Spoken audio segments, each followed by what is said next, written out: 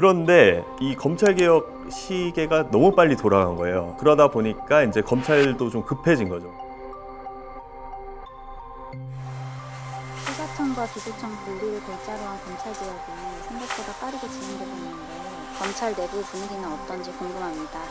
검찰개혁 정부조직법이 확정이 된 게 9월 7일이었어요. 대통령실과 정부 민주당이 합의를 해서 이제 확정을 했는데 개혁안이 나오기 한 3주 전쯤 고위직 검찰 그 사무실을 좀 찾아가서 검찰개혁 좀 어떻게 될 것 같냐 그랬더니 그 고위 검찰이 하는 말이 그때 안 된다 추석 전까지 호언장담을 하는 거예요. 그래서 왜 그렇게 생각하시죠 하니까 그때만 하더라도 이게 디테일하게 쟁점이 많고 하다 보니까 명확하게 추석 전까지는 나오지 않을 것이다. 검찰 내부 분위기에서 어쨌든 되긴 되는데 그렇게까지 빨리 될까 하는 좀 의심이 좀 있었던 것 같아요. 이재명 대통령이 7월 3일 날 취임 후 처음에 기자회견을 한 적이 있었어요. 이제 검찰개혁 속도에 관한 질문이 나왔는데 완벽한 제도 정착까지는 한참 걸린다 이렇게 말하면서 이 제도 자체를 추석 전까지 얼개를 만드는 건 좀 가능할 것 같다 이렇게 말을 했거든요. 그럴 때 검사들이 이 부분에 많이 좀 꽂혔습니다. 얼개를 만든다는 거는 추석 전까지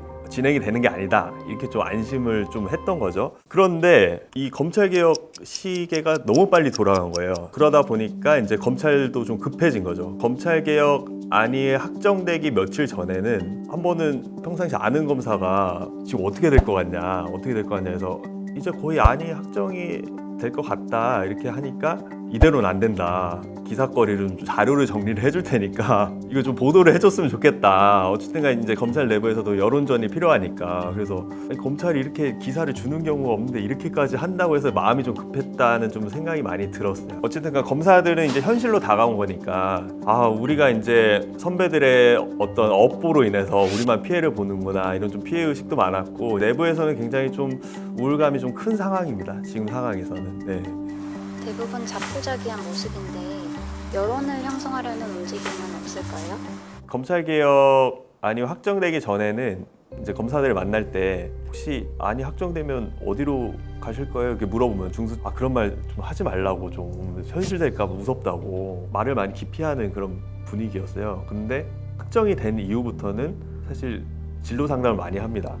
중수청으로 가야 돼, 기소청으로 가야 돼 물어보는 거예요. 사실 검사들 얘기 들어보면은 중수청보다는 사실 기소청이 낫지 않느냐 이런 얘기들이 있고 중수청으로 갈 경우에는 검찰 타이틀을 떼고 가야 되는 그런 부분이 있기 때문에 부처를 옮겼을 경우에는 원래 부처보다는 훨씬 인사 부분이나 이런 부분에서 밀릴 수 있기 때문에 그런 부분을 많이 좀 경계를 했던 것 같아요. 저연차 검사 같은 경우에는 지금 단톡방이 거의 뭐 난리가 났다고 합니다. 어디 로펌 채용이 뜨면은 여기 로펌 가야 되는 거 아니야? 여기다 뭐 이렇게 이제 얘기도 한다고 하는데 그런 식으로 점점 검찰 내부에서 좀 위기의식이 생기면서 일종의 엑소더스, 좀 대탈출 이런 기류가 점점 심해지는 그런 상황인 것 같아요. 네. 조직적인 반발 기류는 없을까요? 네, 그렇죠. 예전에 2022년 문재인 정부 때 검찰 수사권 완전 박탈 때 했을 때는 일종의 이제 검사장 회의라고 해서 고위 간부급 회의가 열렸었고 이제 일선 검사들도 모여서 평검사회의라고 해서 내부 회의가 좀 활발하게 일어났습니다. 그때만 해도 이제 검찰의 반발 기류가 굉장히 심한 그런 상황이었고 근데 지금은 조금 달라진 게 그런 회의 자체가 없어요. 괜히 이제 나섰다가 오히려 욕만 먹고 그러지 않을까?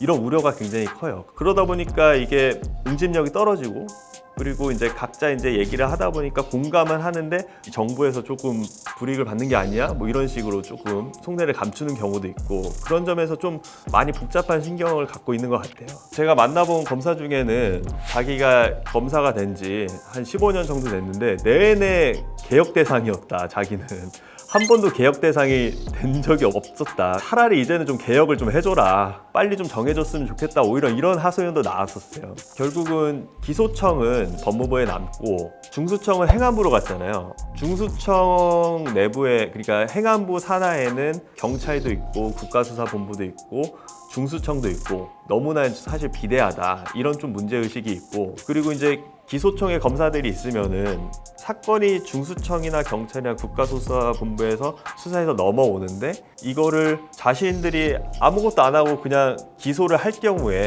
재판을 갔는데 그대로 그냥 보안 수사 없이 가져갔다가 재판에서 아무 설명도 못하고 그냥 나 깨지는 거 아니야? 약간 이런 좀 우려가 있어요. 그리고 검사들 사이에선 사실 이제 지게꾼 검사라는 얘기가 있어요. 경찰이 송치한 사건을 그대로 지게에 싣고 재판에 가져가는 부분은 피해야 된다. 그런 검사는 좀 지양해야 된다. 이런 거거든요. 결국은 사건 자체를 다시 들여다보고 꼼꼼하게 다시 재점검하고 재판에 가져가야 되는데 그 부분이 지금 현재 검찰개혁 상황에서는 그게 어렵지 않느냐. 이런 좀 우려들이 있는 거죠.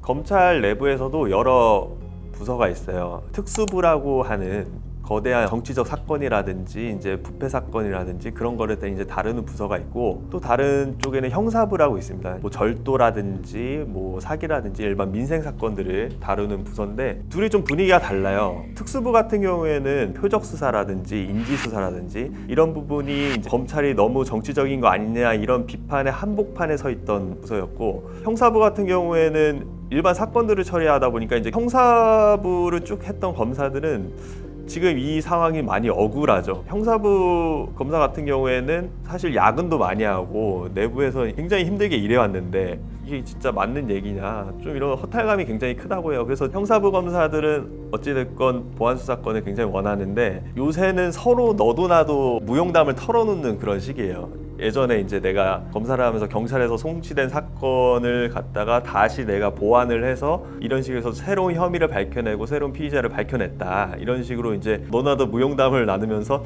보안 수사권이 이래서 필요하다. 그런 논리를 계속해서 얘기를 하고 있습니다. 그래서 마지막 사실상 최후의 보루가 이제 보안 수사권이다. 이렇게 말을 할 수가 있겠습니다. 네. 검찰 개혁은 앞으로 또 어떻게 진행이 될 것 같으세요?